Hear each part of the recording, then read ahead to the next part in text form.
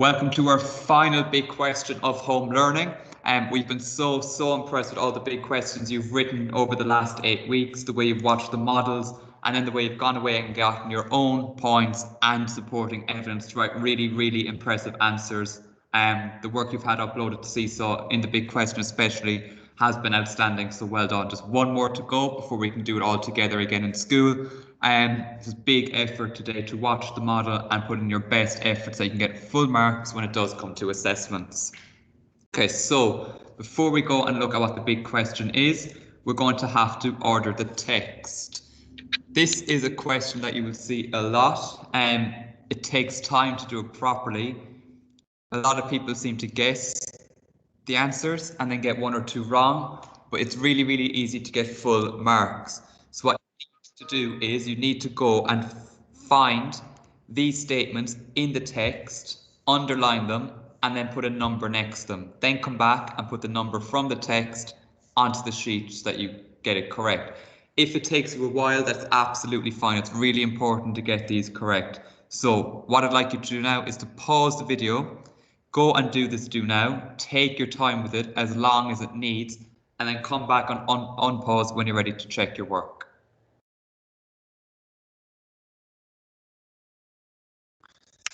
Okay, so here we have our answers.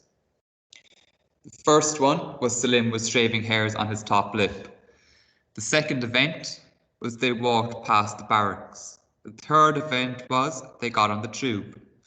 Number 4 was they walked over the Golden Jubilee Bridge to see the view.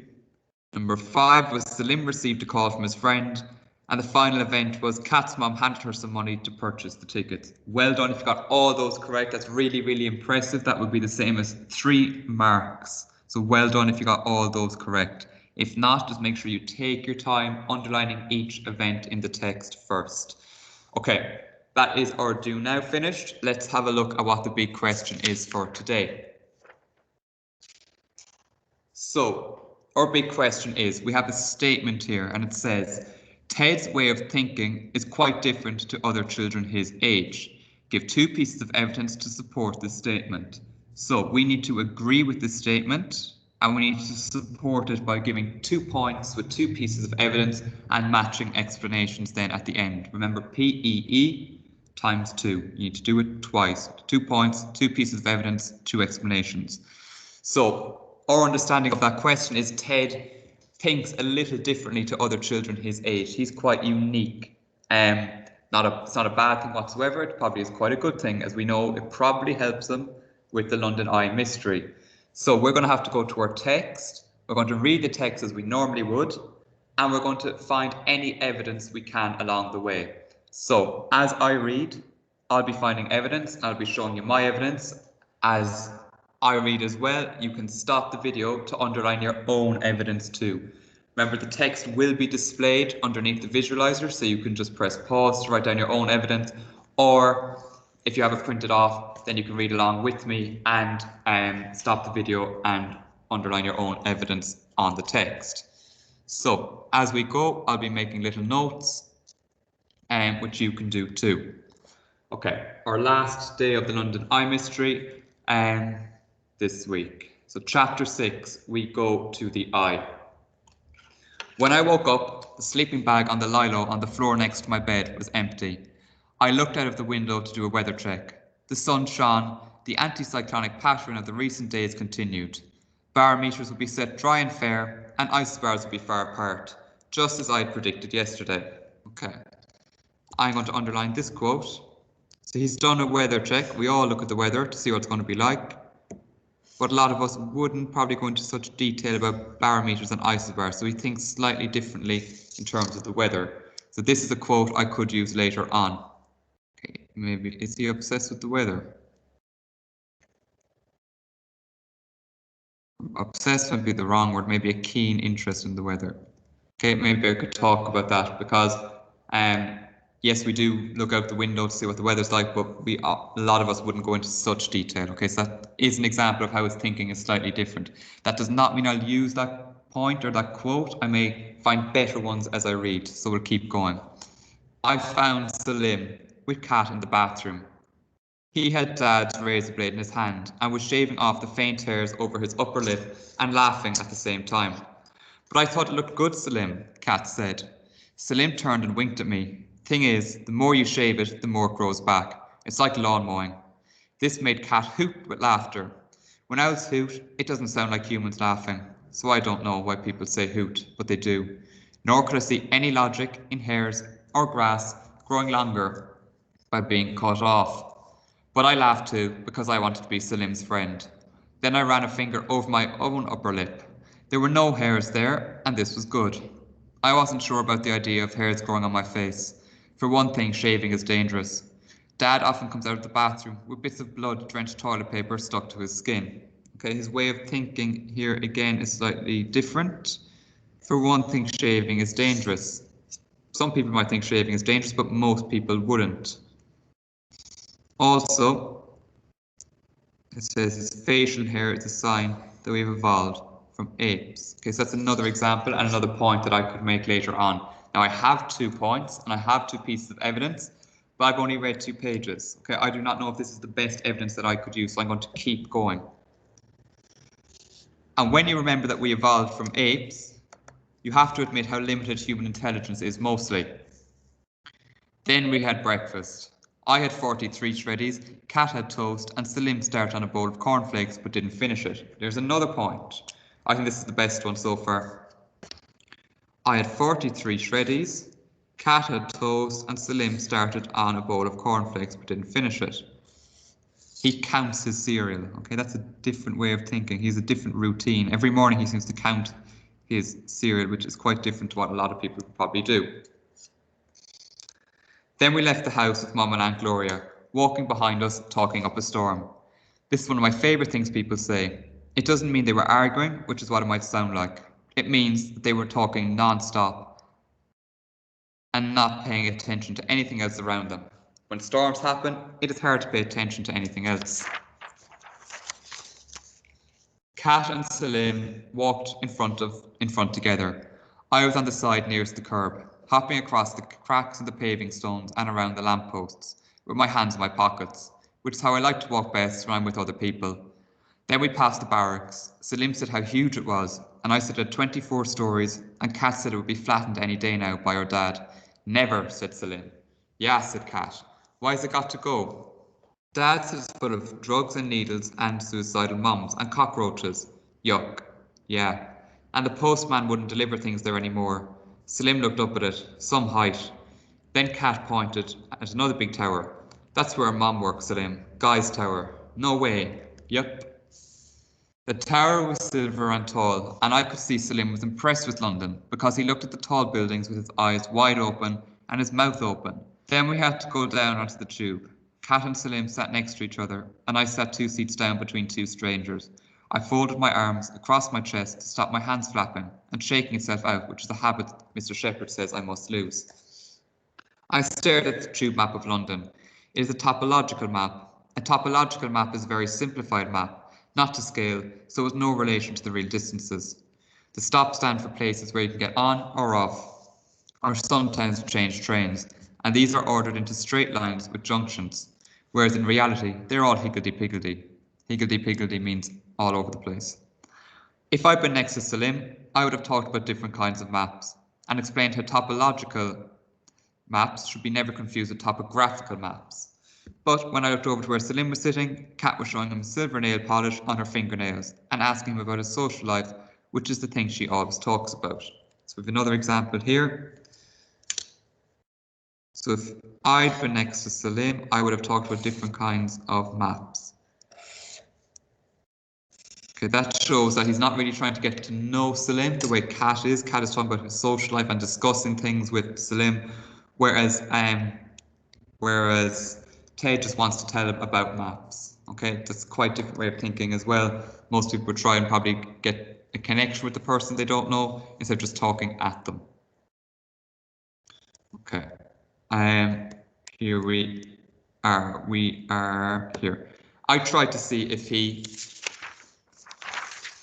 was bored. When people are bored, Mr. Shepherd says the muscles in their face don't do anything, and they stare without really thinking. and he says I should always check to see if this is how people are looking when I talk to them.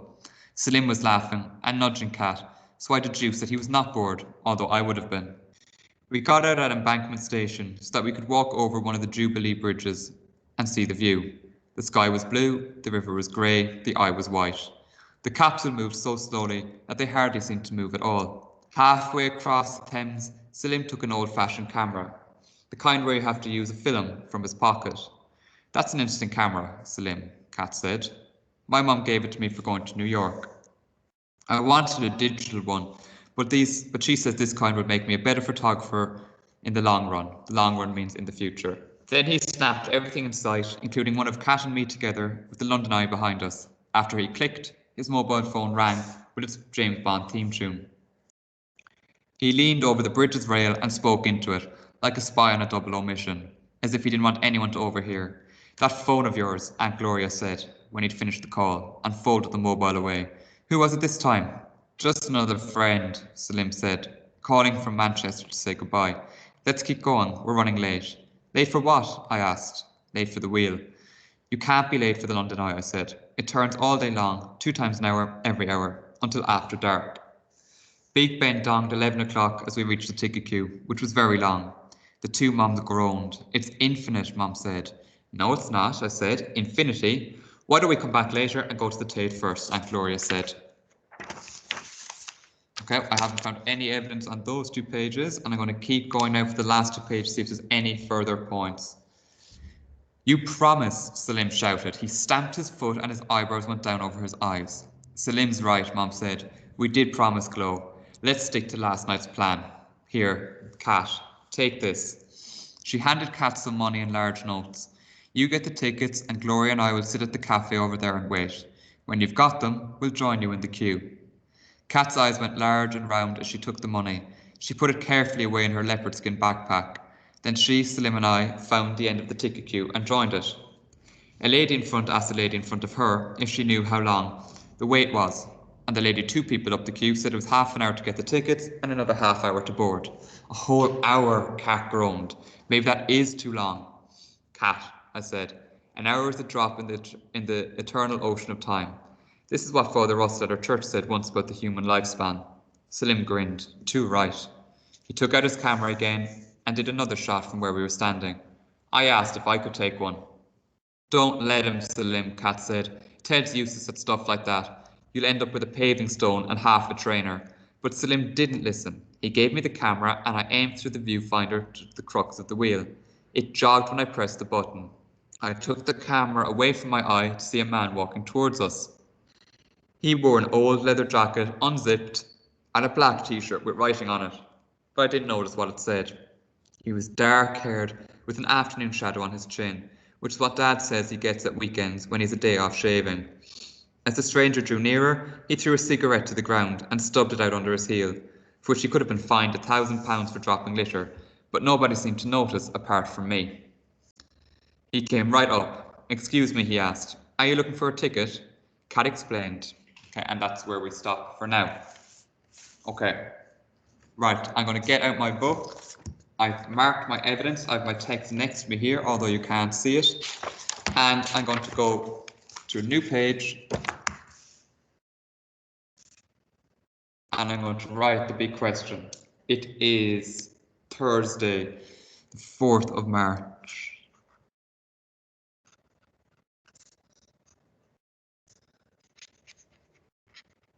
2021. Okay, I'll underline that.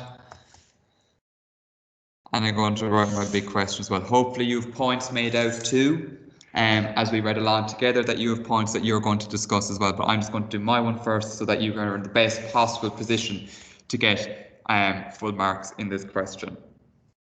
Okay, so the big question.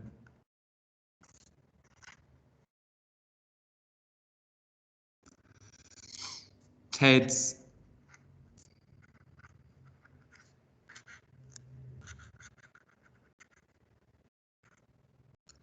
way of thinking is quite different to other children his age. That is a statement that I need to support. I don't have the option of agreeing or disagreeing because the question told me to support it, so I must support it.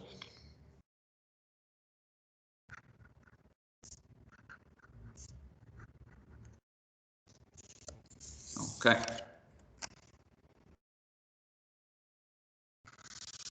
And I will underline that too. Now I'm ready to go. Now, as always with the big question, I'm going to start my answer by using the question to help me frame my opening line.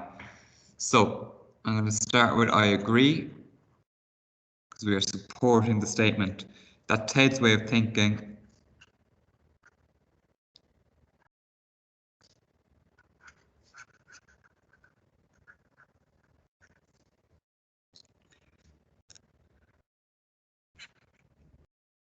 is a little different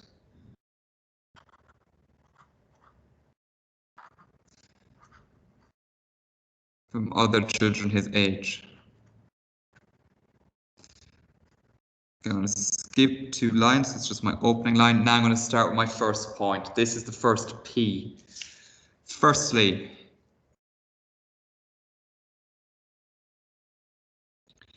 he appears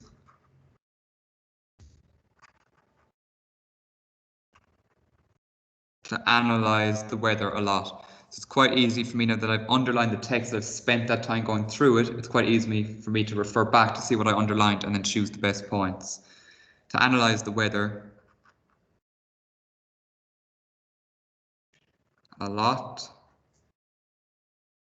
even when he's just checking.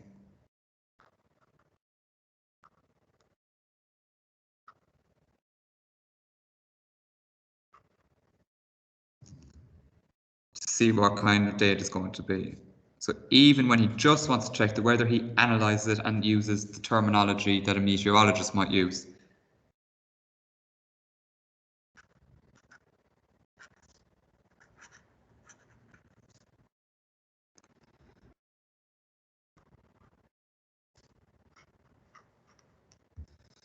Okay, now I need a quote. That is my point. I need a quote to support it.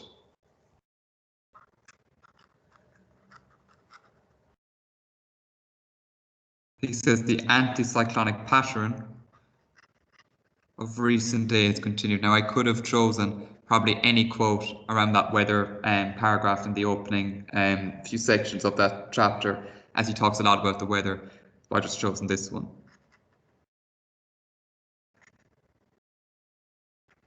Close the quote. Okay, P, E, point and evidence are done. I now need an explanation. So I'm going to explain by saying a lot of children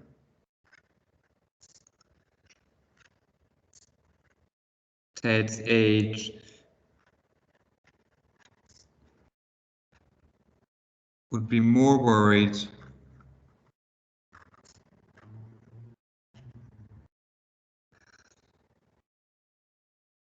about whether it's going to be wet or dry. That's the kind of thing that most people look at. Oh, it's going to be wet, it's going to be dry. Can I go outside or not?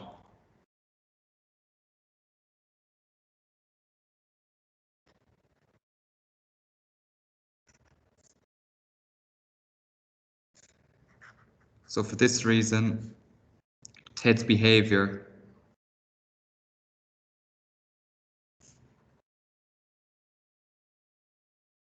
so I've kind of moved the word suggest. I normally say this suggests that. I've kind of moved that down here. It doesn't matter as long as I make that explanation quite clear. Suggests that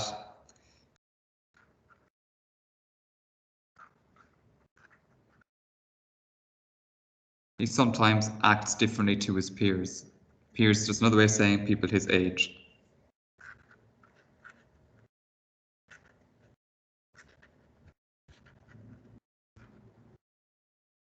Okay, that is my first section done. I've done PEE. I'm going to check that I absolutely did that correctly.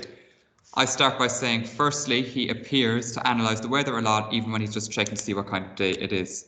Okay, my point is essentially he appears to analyze the weather a lot, more so than most people. Then I gave evidence, and then I was able to explain it by saying a lot of children Ted's age would be more worried about whether it's going to be wet or dry. So I'm going to choose this to pink. Suggests that he sometimes acts differently. Okay, that's proved it. I did my point, P, my evidence, E, my explanation, E. Now I've done one of them, I need to do another one. So, my second point, so just use a nice connective here by saying, furthermore.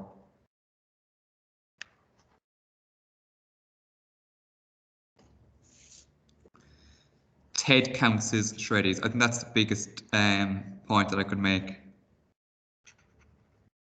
Counts his mistake, so let's cross it out. Counts his cereal, which is something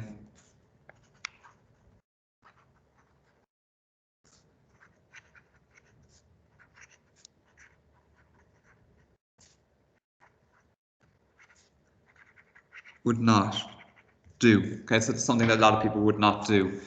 The quote is quite straightforward. I had 43 shreddies.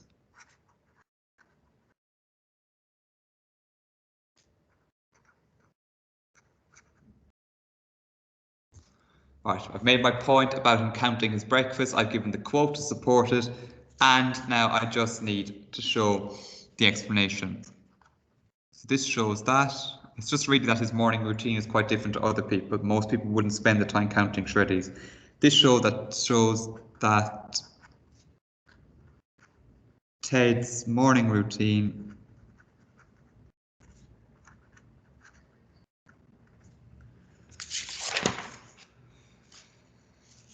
and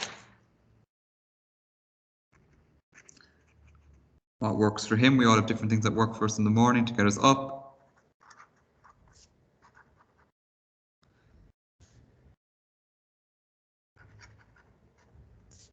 Is quite different to other people's.